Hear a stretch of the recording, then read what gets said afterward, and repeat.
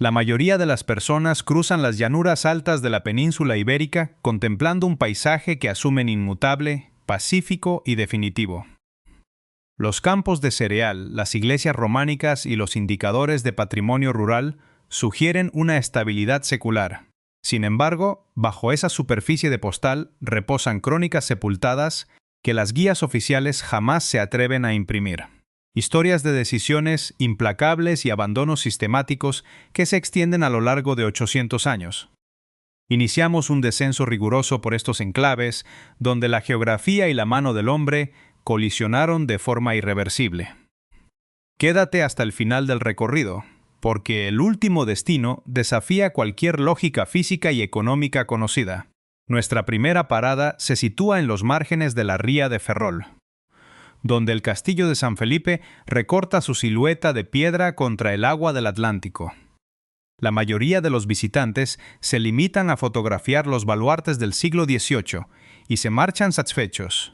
Lo que los paneles turísticos omiten es la densa capa de historia carcelaria y confinamiento humano que albergaron estos muros mucho antes de convertirse en un monumento pacífico. Durante la Guerra de la Independencia y diversos conflictos coloniales, este complejo defensivo, diseñado originalmente bajo la implacable ingeniería militar de la Ilustración, se transformó en un depósito masivo de prisioneros de ultramar, llegando a recluir a miles de hombres en condiciones de hacinamiento extremo. Al caer la tarde, cuando la marea sube y las piedras de granito se tiñen de un tono oscuro contra la corriente, se hace evidente la naturaleza de una estructura que nunca llegó a ser una ruina total ni una memoria asimilada. San Felipe albergó a miles de almas y, con el pragmatismo propio de las estructuras militares, no conservó el nombre de ninguna así. La costa gallega oculta su memoria en la piedra militar. El interior peninsular la conserva en la arquitectura de la frontera. En la provincia de Zaragoza, el pueblo viejo de Belchite expone sus heridas estructurales a cielo abierto. Al aproximarse a las ruinas de la iglesia de San Martín de Tours, lo primero que detecta el ojo analítico es una paradoja constructiva. La torre mudéjar y los muros de ladrillo no transmiten la ligereza de la devoción, sino la solidez masiva de una fortificación improvisada. Las proporciones de la piedra, el grosor de los paramentos y la disposición de los vanos revelan que este templo funcionó como el último reducto de resistencia física antes que como un centro de oración. El espacio urbano circundante arrastra además una larga tradición de aislamiento geográfico y tensiones estratégicas que convirtieron sus calles en un laboratorio de supervivencia biológica y militar. Belchite mantiene su extrañeza congelada en el barro seco y el ladrillo visto. En la submeseta norte, el factor humano se diluye bajo un manto de silencio administrativo y despoblación verde. En la provincia de Soria, el pueblo abandonado de Aldealcardo ha sido preservado, con tanta precisión por el olvido que funciona como un memorial involuntario de la España vacía. Los visitantes caminan entre los restos de sus casonas de piedra y la monumental iglesia de San Clemente, cuya escala resulta incomprensible para el vacío demográfico actual. El plano urbano se mantiene intacto, pero el presente vivo ha sido retirado de la ecuación para honrar la ausencia de toda una comunidad. Existe una quietud en las ruinas de Aldealcardo que no transmite paz, sino una suspensión temporal absoluta. El tiempo aquí no ha transcurrido. Simplemente se ha detenido por imperativo demográfico. Esta desconexión tectónica se agudiza al adentrarse en los valles del norte de Burgos, en el páramo de la Lora. Aquí se encuentra Lorilla, un asentamiento que parece regirse por leyes físicas ajenas al resto de la comarca. Los caminos que conducen al pueblo discurren entre imponentes taludes de roca caliza y campos altos que dan la impresión de pertenecer a otra era geológica. La comunidad que habitó estas tierras mantuvo hasta su disolución un corpus de conocimiento local sobre el clima, las enfermedades del ganado y los ciclos agrícolas que jamás se plasmó en el papel, pero que dictaba la supervivencia diaria. Lorilla permanece al borde del abismo geográfico, sin ofrecer explicaciones a quienes contemplan sus chimeneas colapsadas. El agua, sin embargo, plantea un tipo de desaparición mucho más radical que la tierra seca. En el norte de Palencia, bajo la superficie del embalse de Aguilar, yace la memoria sumergida de Villanueva del Río y otros 6 núcleos urbanos. En la estación seca o cuando los niveles hidráulicos descienden críticamente, el paisaje adquiere una cualidad fantasmal. La niebla baja desde la montaña palentina sin previo aviso, borrando los límites de la orilla. La tradición oral de la zona no se centra en lo que queda en pie, sino en las estructuras de piedra que la ingeniería civil del siglo XX sepultó deliberadamente. El relato local insiste en que, bajo determinadas condiciones de presión y viento, el eco de las campanas de la antigua iglesia románica de San Juan Bautista, cuyo templo original tuvo que ser trasladado piedra a piedra antes de la inundación, resuena desde el fondo del vaso del embalse. Si alguien ha captado esa vibración, es un dato que los registros de la Confederación Hidrográfica nunca se han molestado en archivar, mientras que estos valles se definen por lo que perdieron ante el agua. Otros sectores de la península quedaron condicionados por la masa forestal y la geología. En la vertiente sur de la Sierra de Gredos, el municipio de Pedro Bernardo se encuentra dominado por una muralla natural de roca y pinares que arroja una sombra densa sobre el casco urbano mucho antes de que el resto del valle pierda la luz solar. La observación del entorno natural y la adaptación a una topografía vertical extrema dictaron aquí un modelo de arquitectura popular colgada, donde cada vivienda parece vigilar a la siguiente. A primera hora de la mañana el entorno resulta imponente, pero al final de la tarde, la sombra que la sierra proyecta sobre las tejas viejas deja de parecer un alivio térmico para convertirse en una presión física ineludible. La naturaleza no es un decorado, es un agente activo.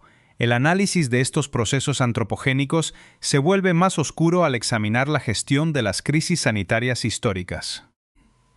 En la costa de Cantabria, la península de Pedrosa alberga las ruinas de un antiguo lazareto y sanatorio marítimo, fundado en el siglo XIX para aislar las enfermedades tropicales y la tuberculosis. Este complejo conserva 2 elementos que la mayoría de los núcleos urbanos modernos han erradicado: un pabellón de observación cerrado y un cementerio propio apartado de la comunidad portuaria. A escasa distancia de estas instalaciones de cuarentena, se firmaron los grandes acuerdos comerciales y de desarrollo industrial de la cornisa cantábrica. Las decisiones políticas de alta esfera y el confinamiento de los cuerpos infectados coexistieron a pocos kilómetros de diferencia. El sanatorio mantenía el cordón sanitario mientras el progreso económico seguía su curso. Mucho antes de las cuarentenas del siglo XIX, las órdenes monásticas ya aplicaban un aislamiento territorial estricto basado en deudas de una naturaleza completamente distinta. El monasterio de Santa María de Rioseco, en el valle de Manzanedo, fue establecido por la orden cisterciense en el siglo XIII bajo un régimen de austeridad y control de los recursos fluviales del río Ebro. Los cronistas de la época vincularon su fundación a la necesidad de penitencia y pacificación de un territorio fragmentado por los señoríos feudales. El cenobio es hoy una ruina monumental, con su claustro cartujano expuesto a los elementos y la vegetación colonizando las naves. Los lugareños documentan el espacio como uno de los puntos con mayor carga atmosférica de la región, describiendo variaciones térmicas bruscas en la nave central vacía y corrientes de aire persistentes que carecen de explicación aerodinámica obvia. Las corrientes de aire son el detalle físico que suele fijarse en la memoria de los investigadores. Rioseco conserva la memoria de los monjes, pero otros enclaves custodian relatos de tragedias domésticas que se convirtieron en advertencias estructurales. En las proximidades de la Sierra de Guadarrama, el Palacio de Riofrío arrastra la crónica de una fatalidad aristocrática que la tradición oral ha fijado en sus estancias altas. El relato describe a una joven de la corte que, durante una jornada de celebración, eligió como escondite un arcón de madera noble, provisto de un cierre de resorte automático. La tapa se selló por gravedad y la presión impidió cualquier apertura desde el interior. Los restos óseos no fueron localizados hasta décadas después durante un inventario de bienes. Esta leyenda urbana, asociada también al Palacio de Linares en Madrid y a otras construcciones señoriales de la península, demuestra cómo la tradición popular transforma un accidente mecánico en un mito moral sobre los espacios cerrados. La guardia institucional que custodió el edificio durante generaciones declinó hacer comentarios oficiales sobre los ruidos reportados en las cubiertas. Riofrío arrastra una historia que la documentación no puede certificar con precisión absoluta. Existen otros puntos, sin embargo, donde la realidad material hace innecesaria cualquier mitificación. En las tierras de labranza de Valladolid, el despoblado de Mota de Marqués conserva las ruinas de su castillo medieval y una serie de bodegas subterráneas excavadas directamente en el suelo arcilloso. La crónica local detalla cómo el colapso sistemático de estas galerías subterráneas inutilizó el soporte físico de las viviendas superiores, obligando al abandono forzoso de la ladera. Una ordenanza municipal del siglo XIX llegó a ofrecer exenciones de tasas a quienes consiguieran consolidar los accesos a los pozos de ventilación sin perder la vida en el intento. El terreno baldío donde la vegetación se niega a prender, debido a la inestabilidad del subsuelo, marca hoy el límite de aquella crisis constructiva. Las grietas en los muros de la iglesia adyacente están perfectamente documentadas, no son una leyenda, son un vector de colapso físico. El misterio de la estabilidad del terreno nos conduce directamente a la provincia de Lugo, donde el castro de Viladonga expone un laberinto de piedra que ha sobrevivido intacto desde la época bajorromana. Sus murallas y fosos concéntricos se cortan sobre la colina gallega desafiando el paso de los siglos.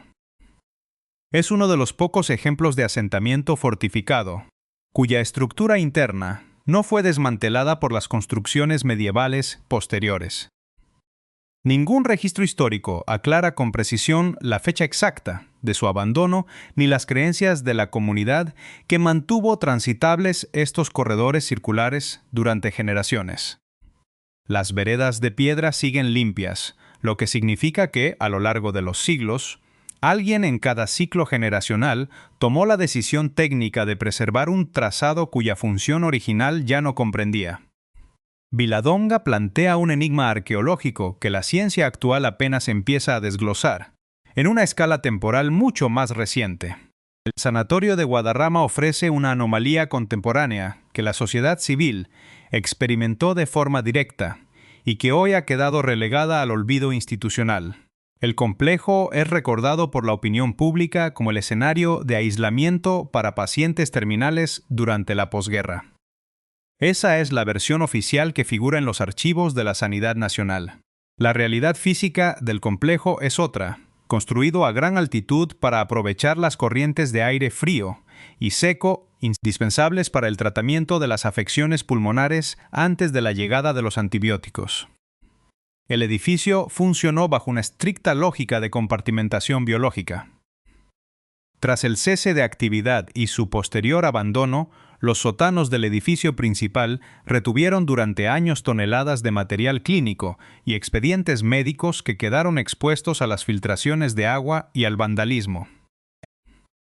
La mayoría de las personas que observan la imponente fachada racionalista desde la carretera ignoran la existencia de esos depósitos de desecho biológico que aún duermen bajo el hormigón. Guadarrama perdió su función médica y generó un vacío administrativo que nadie ha asumido. Un proceso inverso de desmantelamiento masivo ocurrió en la provincia de Ciudad Real, en las instalaciones de la antigua línea ferroviaria, que debía unir Baeza con Utiel. El viaducto de Pontones, una colosal estructura de hormigón construida para salvar el desnivel del terreno, se alza hoy en mitad de la nada geográfica sin haber recibido jamás el paso de un solo tren. Diseñado a principios del siglo XX como un eje estratégico para el desarrollo del sureste español, el proyecto fue paralizado definitivamente tras la Guerra Civil y los posteriores informes de viabilidad económica de la década de los 60. Si se recorre el trazado de la vía muerta con atención, aún se aprecian las explanaciones y las bocas de los túneles cegadas por los desprendimientos. Durante décadas, los recursos del Estado se concentraron en este punto, para fijar una infraestructura que la economía de mercado terminó cancelando por completo. El esqueleto de hormigón es el único testigo físico de una decisión centralizada que colisionó contra la realidad financiera del país. Este patrón de intervenciones estatales fallidas nos conduce al núcleo de la península, en la provincia de Toledo. Allí, en una llanura agrícola expuesta al viento, se localizan los restos arqueológicos de Carranque. El yacimiento alberga los muros perimetrales y los pavimentos musivos de una de las villas romanas más monumentales de la Hispania tardía, un complejo que en los siglos IV y V contaba con una basílica civil, un edificio de representación monumental y una infraestructura hidráulica propia de primer orden. Carranque seguía plenamente operativo cuando la administración de Roma se retiró de la península a principios del siglo V, manteniendo su actividad bajo las élites locales visigodas durante casi 2 siglos más. Entonces, el proceso se detuvo de manera abrupta. Ninguna población medieval consolidada se asentó sobre las estructuras de la villa, ningún núcleo urbano moderno aprovechó el trazado de sus conducciones. A diferencia de lo ocurrido en Toledo o en Mérida, donde el tejido romano se integró orgánicamente en la ciudad medieval, el complejo de Carranque simplemente dejó de funcionar, y la tierra de cultivo cubrió las estancias principales. Las excavaciones científicas sistemáticas de las últimas décadas sacaron a la luz la planta completa de los edificios y los pozos de agua de la época romana, pero al analizar los estratos previos al abandono definitivo, los arqueólogos descubrieron un dato técnico perturbador. Los pozos de captación de agua no se habían colapsado por el paso del tiempo, ni se habían cegado de forma natural por el limo. Habían sido sellados deliberadamente con bloques de piedra y desechos constructivos compactados, uno a uno, en una acción coordinada. Alguien que habitaba la villa en sus últimos años de vigencia clausuró sistemáticamente las fuentes de suministro vital antes de marchar. En el fondo de uno de esos pozos, sellados, se localizó una pieza escultórica de mármol importado, un elemento de prestigio litúrgico que fue arrojado al fondo justo antes de la clausura definitiva. Alguien con conexiones comerciales de alto nivel en la cuenca mediterránea tomó la decisión de sepultar su mayor símbolo de estatus en un pozo de agua, en una comunidad que estaba a punto de borrarse del mapa. La pieza se conserva hoy en el Museo Provincial. La razón de la clausura sigue bajo la tierra del viñedo. La pregunta de por qué un asentamiento con recursos hidráulicos estables, defensas naturales y todas las razones logísticas para subsistir, decidió clausurar sus propias fuentes de agua y desaparecer sin dejar rastro de conflicto bélico carece, hasta la fecha, de una respuesta científica definitiva. La clausura deliberada de los pozos en Carranque no fue un hecho aislado, el reflejo de una lógica de repliegue que se repite en otros puntos de la geografía peninsular, donde la riqueza del subsuelo no bastó para contener el avance del abandono. Si abandonamos las llanuras de Toledo y nos desplazamos hacia el norte, los restos de la actividad minera en el Valle de Turón, en Asturias, exponen una realidad material idéntica. El Pozo San José detiene su silueta de hierro contra el cielo gris de la montaña central asturiana. Las instalaciones, que durante el siglo XX sostuvieron la economía de toda una comarca y fijaron a miles de familias a la roca, son hoy estructuras mudas.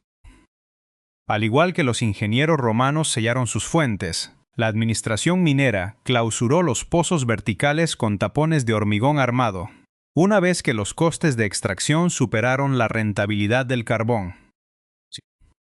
Los pozos asturianos resolvieron su declive con cemento y decretos ministeriales, dejando tras de sí un paisaje industrial, congelado que la maleza coloniza a un ritmo constante, esta misma inercia económica. Ajena a los deseos de las poblaciones que habitan el territorio, se manifiesta con una crudeza distinta en las tierras altas de la provincia de Guadalajara. En los páramos del norte, el pueblo de Umbralejo se presenta como un entramado de arquitectura negra, perfectamente conservado pero carente de pulso humano. Las casas de pizarra y barro, rehabilitadas posteriormente para programas educativos, permanecen alineadas a lo largo de calles donde el cincio es absoluto.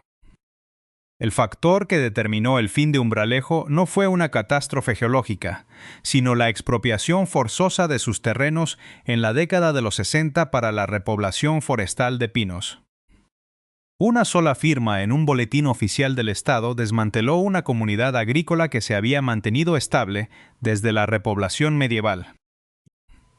La arquitectura tradicional permanece intacta, protegida bajo un régimen de conservación que la mantiene como un museo al aire libre, pero la vida comunitaria fue extirpada por completo, dejando un caserío suspendido en un tiempo artificial que no pertenece ni al pasado ni al presente.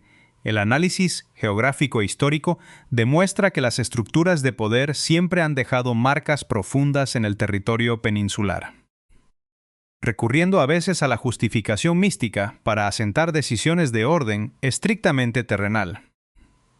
En la provincia de Burgos, el monasterio de San Pedro de Arlanza ofrece una muestra de cómo los grandes centros de poder espiritual funcionaron también como ejes de control fiscal y militar en las fronteras de la Reconquista. Fundado en el siglo X y considerado una de las cunas de Castilla, el cenobio extiende sus muros en ruinas a orillas del río Arlanza. La documentación histórica asocia su origen a una promesa de los primeros condes castellanos tras una victoria militar, pero la realidad del terreno revela una elección puramente estratégica: el control de un paso fluvial clave para el tránsito de mercancías y tropas.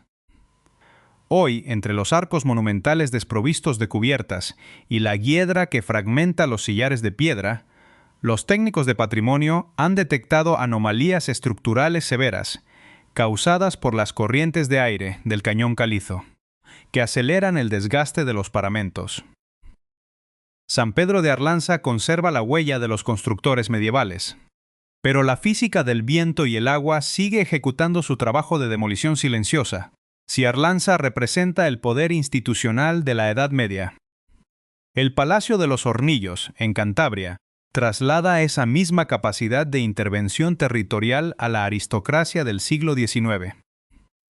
Situado en Las Fraguas, este complejo arquitectónico de estilo rústico inglés funcionó como residencia de veraneo para la alta nobleza antes de que la costa de Santander centralizara la actividad de la corte. La escala de la edificación y la extensión de sus jardines privados contrastan de forma drástica con el entorno rural de la comarca, funcionando como una demostración física de propiedad y estatus sobre el suelo gallego y montañés.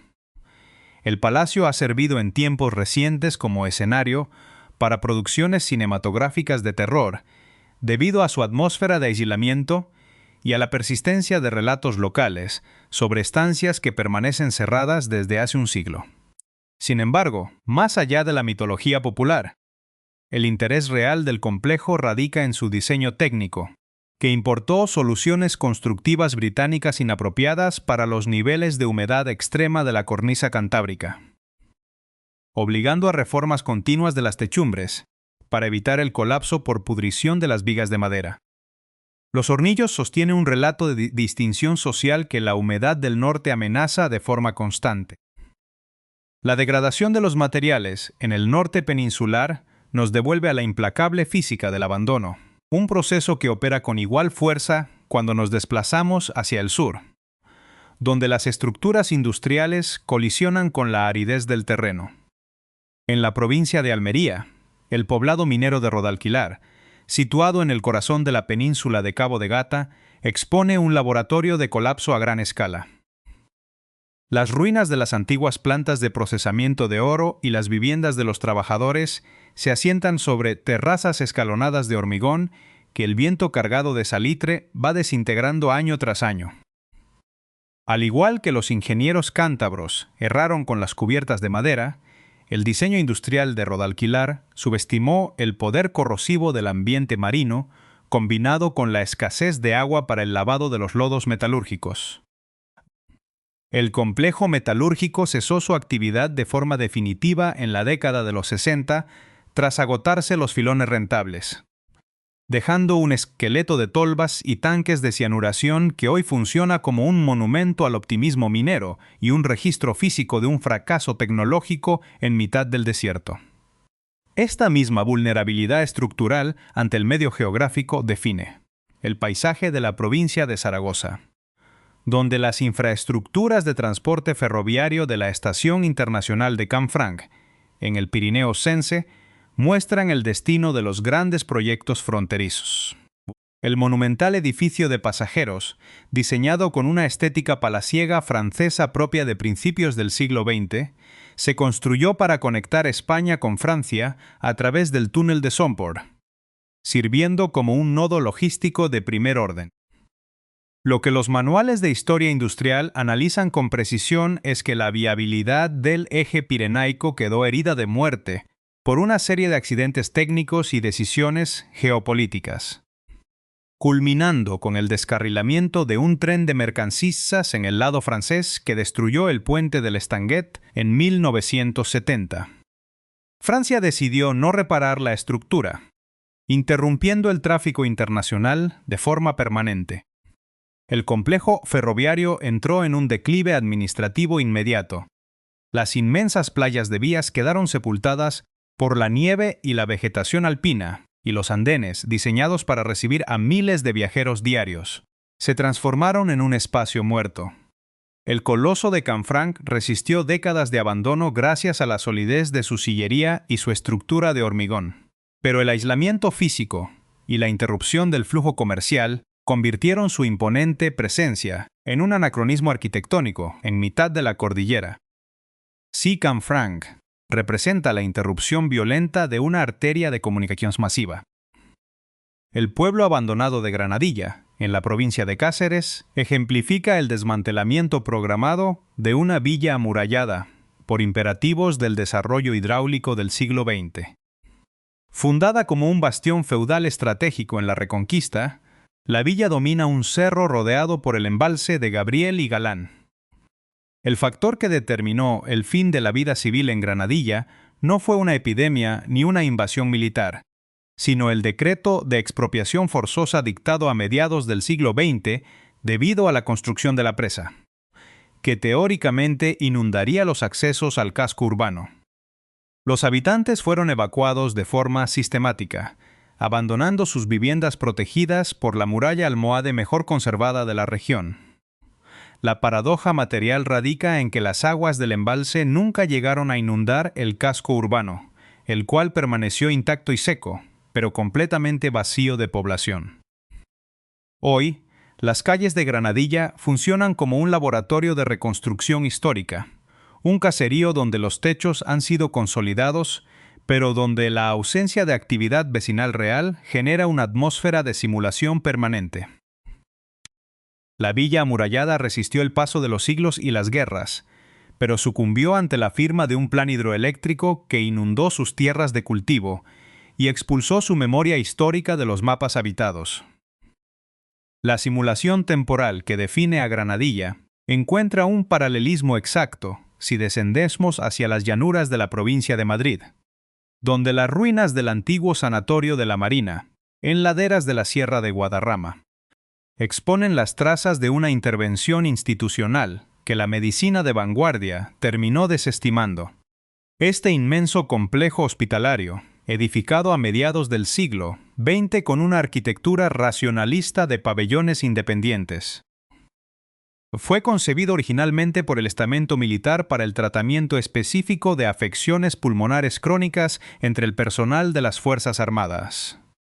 La lógica de su emplazamiento respondía a criterios estrictamente bioclimáticos.